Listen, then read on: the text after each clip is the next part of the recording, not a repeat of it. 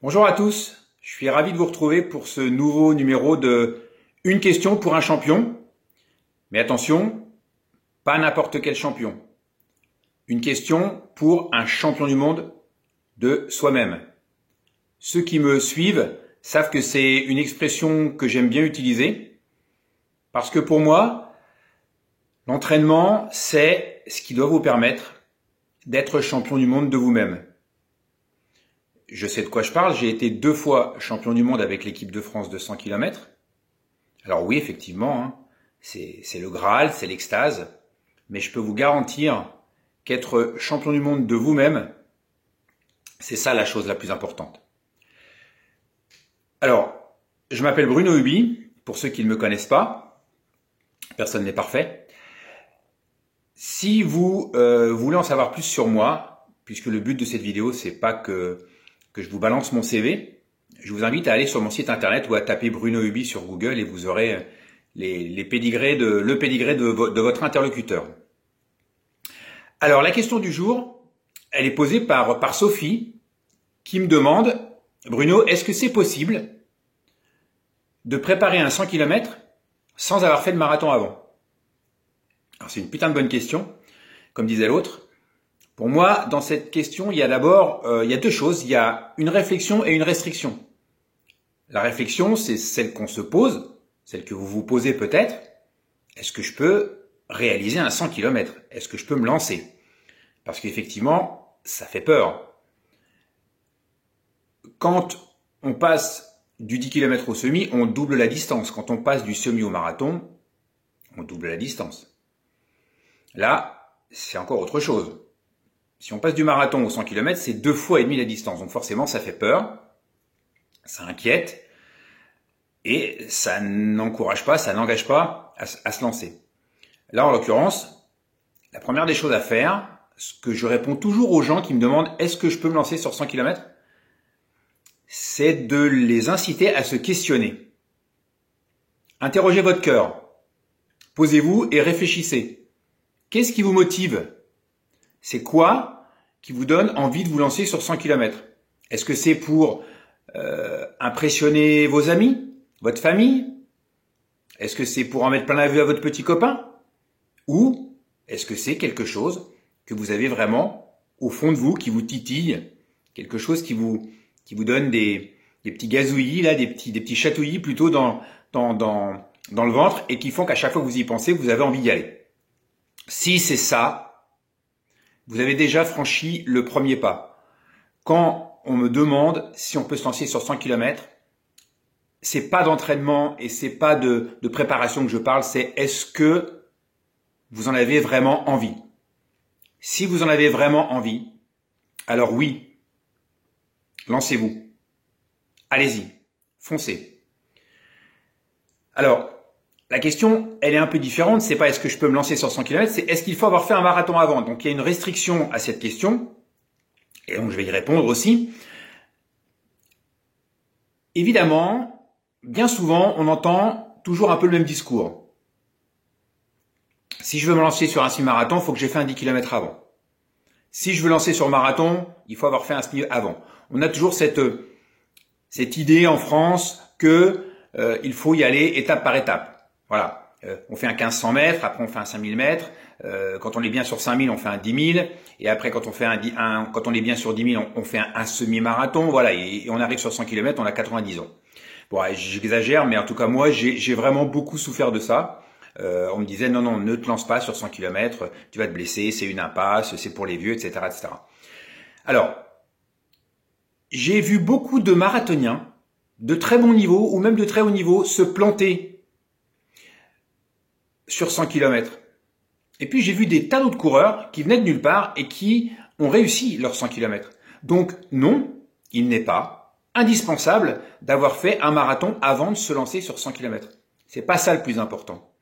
Ne vous mettez pas des barrières ou des freins si vous avez très envie de préparer un 100 km, si c'est ça qui vous donne envie, qui vous fait kiffer, si c'est ça qui vous motive, même si vous n'avez pas fait de marathon, allez-y, lancez-vous, n'ayez pas peur. Mais, bah ouais, ça serait trop facile. Il y a il y a un mais. Il y a même 2 mais. Lancez-vous, mais à 2 conditions. La première, fixez-vous un objectif accessible. Comment faire, me direz-vous? Ben oui, comment faire?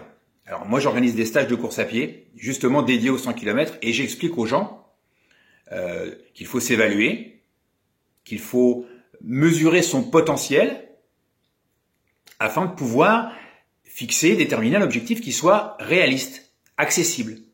Si votre objectif n'est pas accessible, le jour de la course, même si vous êtes bien préparé, vous allez vous planter.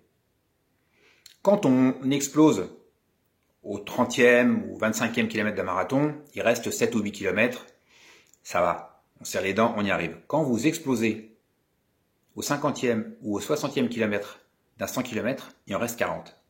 Et là, ça fait mal. Donc, fixez-vous un objectif accessible. Moi, je vous conseille, bien évidemment, de vous tourner vers un professionnel et vers quelqu'un qui connaît la discipline. Suivez mon regard.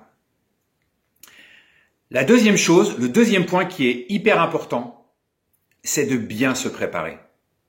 On peut se lancer sur 100 km, même si on n'a pas fait de marathon avant. On peut se lancer sur 100 km si on a fait un marathon avant, à condition d'avoir un objectif accessible et à condition de bien se préparer. Alors vous allez me dire, c'est quoi bien se préparer? Ben, comme l'exemple que je vous ai donné tout à l'heure, tournez-vous vers un professionnel. Tournez-vous vers quelqu'un qui connaît la discipline. Souvent, avec les réseaux sociaux, maintenant, les forums internet, on a un accès à l'information qui est presque infini. Et vous allez tout voir, vous allez voir des choses et leur contraire. Et c'est très compliqué, je le sais, pour vous, de faire le tri.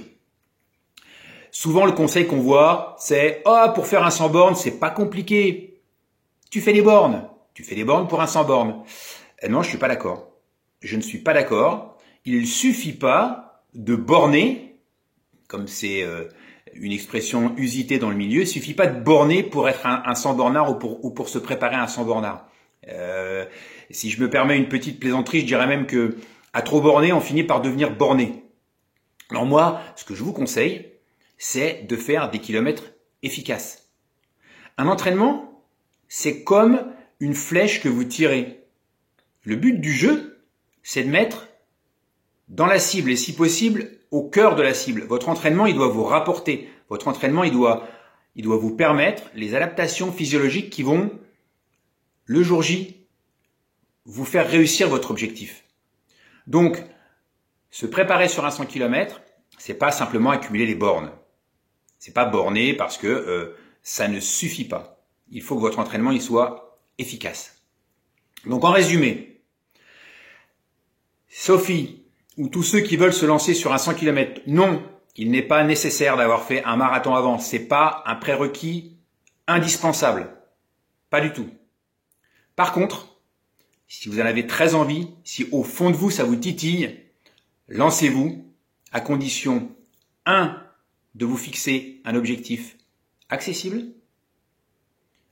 2. de vous entraîner et de vous préparer en conséquence. À 100 km, c'est pas anodin, il faut s'y préparer, il faut arriver le jour J avec tout ce qui va vous permettre de réussir votre course. Voilà, j'espère que j'ai répondu à ta question, Sophie. Je te souhaite tout le meilleur. Si tu choisis de le faire, lance-toi. Moi, à titre personnel, il y a eu un avant et il y a eu un après 100 km. Et vraiment, cette épreuve que j'aime, parce que c'est une épreuve qui m'a apporté beaucoup, et c'est aussi pour ça que j'ai envie de la promouvoir, elle peut vous permettre d'être champion du monde de vous-même.